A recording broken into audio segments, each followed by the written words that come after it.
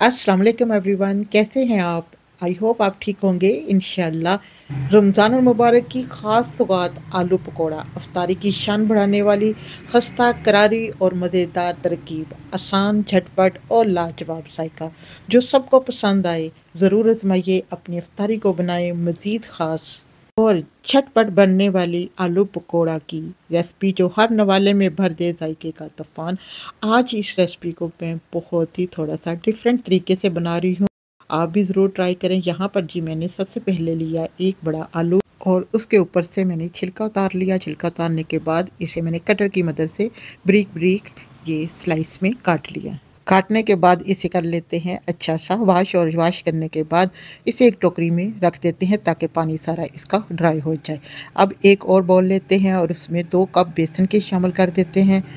बेसन शामिल करने के बाद अब इसमें 2 मैंने सब्ज़ मिर्चें ब्रीक चॉप की हुई हैं वो ऐड कर देते हैं और सब्ज़ धनिया मुट्ठी भर डाल देते हैं। इसको भी मैंने धो के वॉश कर लिया था। इसमें मैं शामिल कर रही हूँ देगी मिर्च हाफ़ टी स्पून, और हाफ़ टी स्पून ही इसमें मैंने रेड मिर्च डाली है और हाफ़ टी स्पून ही कुटी हुई लाल मिर्च और 1 टीस्पून नमक। नमक आप अपने टेस्ट के हिसाब से कम या ज़्यादा कर सकते हैं। पिसा हुआ सूखा धनिया 1 टीस्पून और पिसा हुआ ज़ीरा, इसे मैंने रोस्ट कर लिया था और फिर मैंने इसे पीस के इसमें शामिल कर दिया। इससे बड़ी अच्छी खुशबू आती है।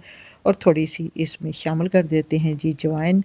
जवाइन से टेस्ट बहुत ही ज़बरदस्त हो जाता है। वो 1 चम्मच शामिल करेंगे ज़ीरे का, और ज़ीरा शामिल करने के बाद अब हम इसमें पानी ऐड करते हैं और थोड़ा थोड़ा पानी ऐड करते जाते हैं और इसे मिक्स करते जाते हैं। बैटर ना ज़्यादा थिक होना चाहिए और ना ही लिक्विड होना चाहिए, नॉर्मल होना चाहिए। अब थोड़ा थोड़ा पानी शामिल करते हैं और साथ साथ बैटर में मिक्स करते जाते हैं।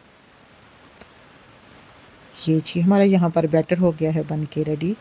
अब अभी मुझे थोड़ा सा और थिक लग रहा है, मैं इसमें थोड़ा सा और पानी शामिल करूँगी। यहाँ पर जी थोड़ा सा पानी और शामिल कर दिया है और इसे फिर अच्छा सा कर दिया है मिक्स। जी यहाँ पर जी हमारा बैटर हो गया है रेडी। मैं आपको चम्मच की मदद से दिखाती हूँ मैंने कितना थिक बनाया है। ये देखिए ऐसा ही होना चाहिए। अब इसमें शामिल कर देती हूँ थोड़ी सी हल्दी, ताकि इसका जो हम पकोड़े आलू वाले बना रहे हैं वो उससे खूबसूरत सा कलर आए। यहाँ पर जी ये मैंने नई बोतल ली है ऑयल की। मैंने कहा क्यों ना मैं अपनी यूट्यूब फैमिली को भी बता दूँ कि ये बहुत अच्छी है। इसके आगे ढकना भी लगा हुआ है, कोई चीज़ जाने का भी अंदर डर नहीं है, और ये बहुत ही मुझे सस्ती मिली थी। अब एक कढ़ाई में ऑयल डाल देते हैं, चूल्हे की फ्लेम को ऑन कर देते हैं और 2 चम्मच ऑयल के जो हमने बेसन का बैटर बनाया हो उसमें डाल देते हैं और इसे फिर से मिक्स करते हैं। इससे पकौड़े बहुत ही खस्ता और लजीज बनते हैं। यहाँ पर जी अब बैटर को मिक्स किया है। अब एक 1 बाय 1 करके एक आलू का पीस लेते हैं और इसमें डिप करते हैं और इसे कढ़ाई में शामिल कर देते हैं।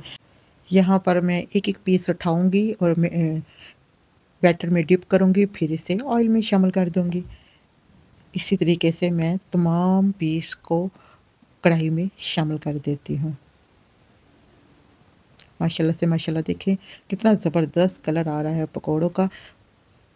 हमारे घर में ये पकोड़े रमज़ान शरीफ के अलावा भी बहुत बनते हैं, क्योंकि जब भी हम चावल बनाएं, ख़ास तौर पर हम चनों वाला पुलाव मटरों वाला पुलाव बनाओ तो उसके साथ ये पकोड़े ज़रूर बनाते हैं। इससे बहुत अच्छा चावलों का भी मज़ा आता है। ऐसे लगता है जैसे हम साथ कोई कबाब खा रहे हों। आप भी ट्राई कीजिएगा, जब कभी चावल बनाएं तो उनके साथ ये पकोड़े ज़रूर बनाएं, बहुत मज़ा आएगा। और फिर मुझे बताइएगा कमेंट्स में कि आपको ये मेरा आइडिया कैसा लगा। जी यहाँ पर जी हमने 2 से 3 मिनट बाद उलट पुलट करने के बाद इन पकौड़ों को निकाल लिया। ये आलू फटाफट हो जाते हैं अंदर से कुक। माशाल्लाह माशाल्लाह हमारे यहाँ पर आलू के खस्ता खस्ता पकोड़े हो गए हैं रेडी।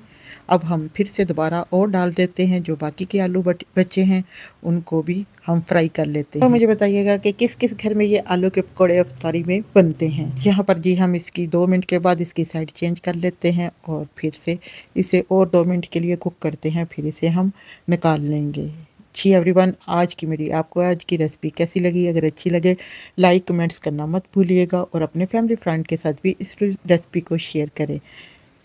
ये बिल्कुल नए तरीके से मैंने पकोड़े बनाए हैं। अगर आपको ये रेसिपी अच्छी लगे तो लाइक कमेंट्स करना मत भूलिएगा।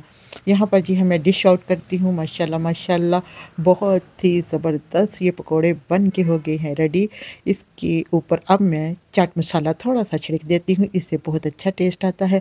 फिर ऊपर से फिर पकोड़े रख देते हैं, इसी तरीके से अगेन चाट मसाले को छिड़काव कर देते हैं। अब मैं यहाँ पे ट्राई करती हूँ इमली और पुदीने की चटनी के साथ। मज़ीद रमज़ान स्पेशल रेसिपीज़ के लिए नाजुक लोग कुकिंग एंड व्लॉग को कर लें सब्सक्राइब और घर बैठे सीखे मज़ेदार खाने बनाने के आसान तरीके। माशाल्लाह माशाल्लाह बहुत ही मज़े के बने हैं।